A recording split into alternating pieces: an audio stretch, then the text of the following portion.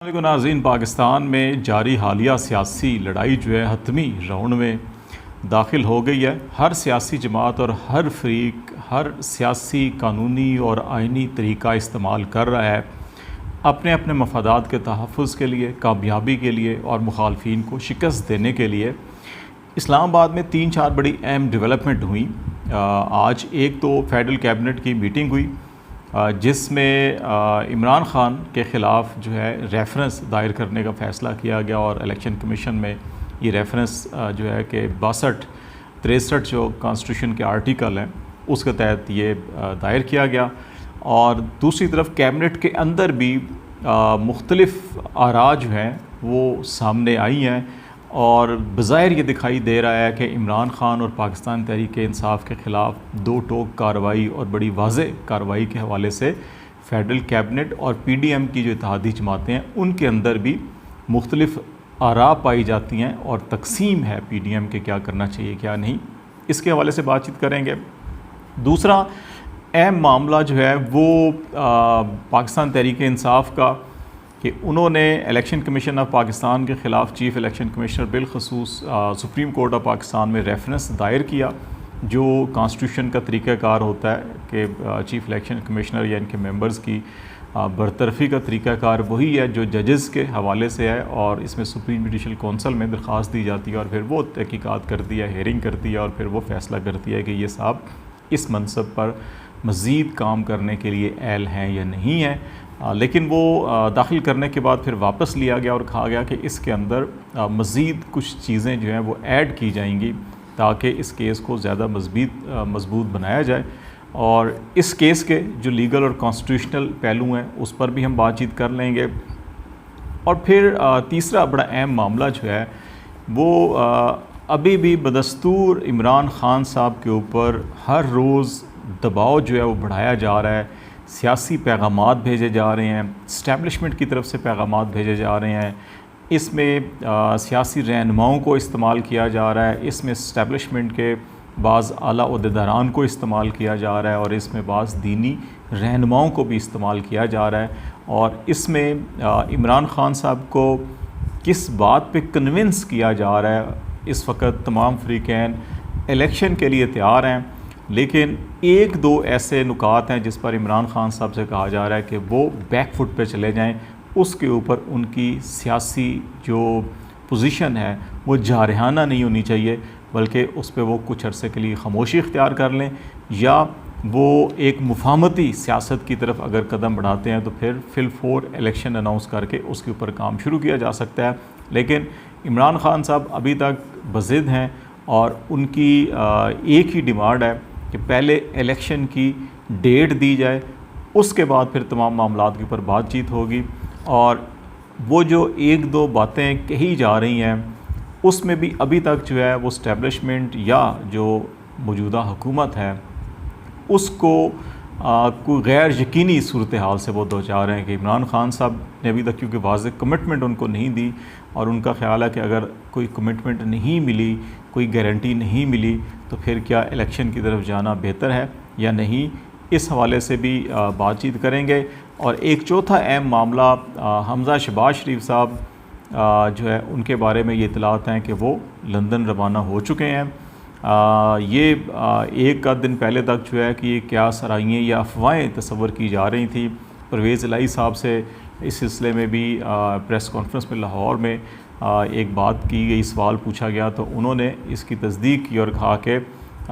जिनको परेशान होना चाहिए था वो तो लंदन चले गए, हमें कोई परेशानी नहीं है। ये इसलिए एक अहमियत की हामिल है कि ज़रदारी साहब या PDM का जो सारा तकिया था हमज़ा शहबाज शरीफ को चीफ़ मिनिस्टर दोबारा बनाने के हवाले से कोशिशें की जा रही थी। पाकिस्तान मुस्लिम लीग के अंदर बड़ी अहम डेवलपमेंट हुई कि इस्लामाबाद में जो शुजात साहब ने एक दो रोज़ पहले प्रेस कॉन्फ्रेंस की थी। अभी पाकिस्तान मुस्लिम लीग की मजलिस आमला का इजलास हुआ तो कामिल अली आगा को और लाहौर में जो इजलास हुआ उसके शुरका को शोकाज नोटिस जारी किए जा रहे हैं और कहा जा रहा है कि अगर वो तसल्ली बख्श जवाब नहीं देंगे या पेश नहीं होंगे तो उनको पार्टी से निकाला जाएगा। तो ऐसी सूरत में पंजाब असम्बली के अंदर क्या सूरत हाल होगी, जबकि सुप्रीम कोर्ट ऑफ पाकिस्तान का फ़ैसला पहले ही मौजूद है जिसमें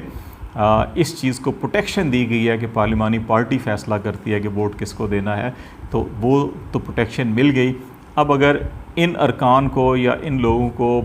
पार्टी मेंबरशिप से निकाल दिया जाता है तो क्या फिर ये रेफरेंस बनेगा उनकी रुकनीत के ख़ात्मे के लिए या नहीं? क्योंकि इससे पहले जो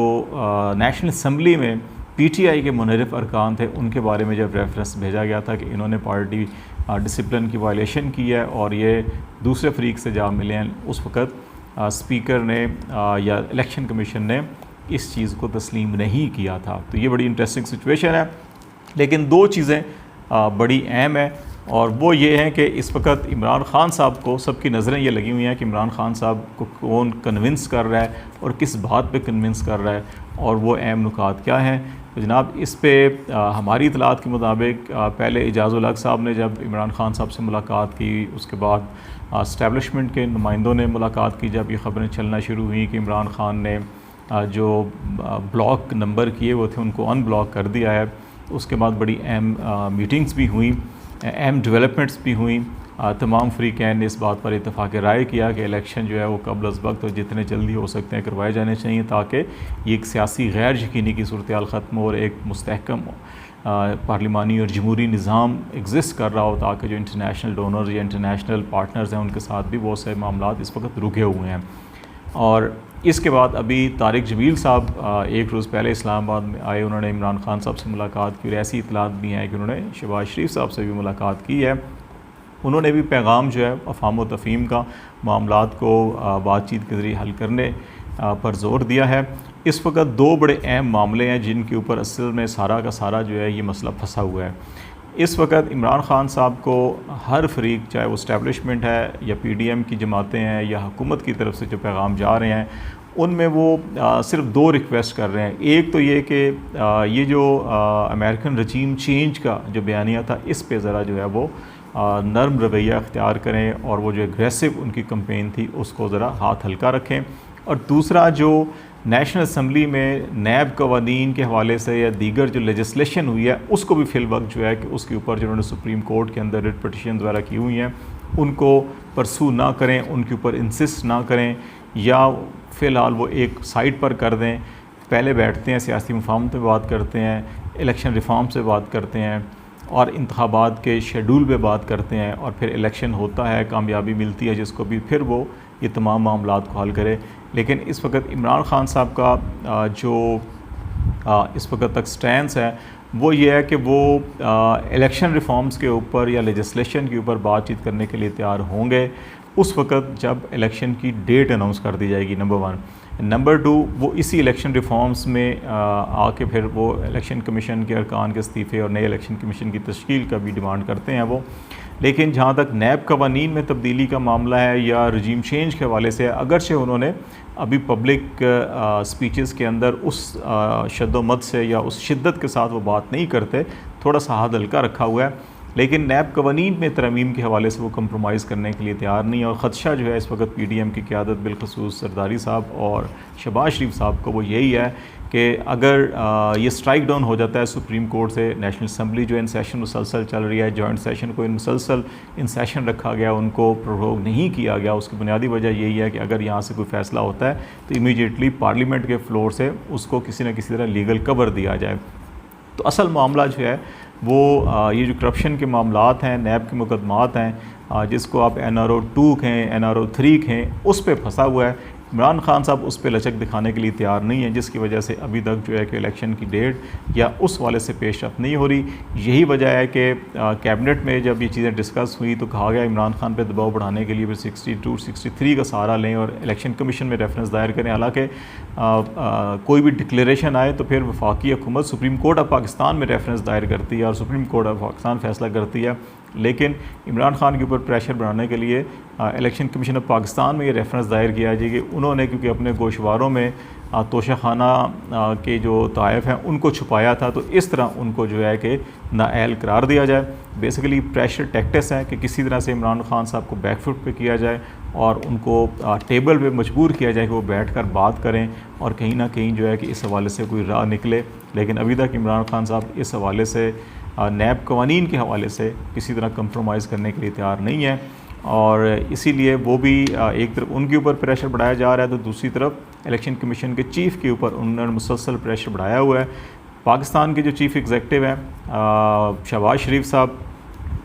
पाकिस्तान पीपल्स पार्टी के जो चीफ़ हैं आसिफ अली जरदारी साहब, और पीडीएम के जो चीफ़ हैं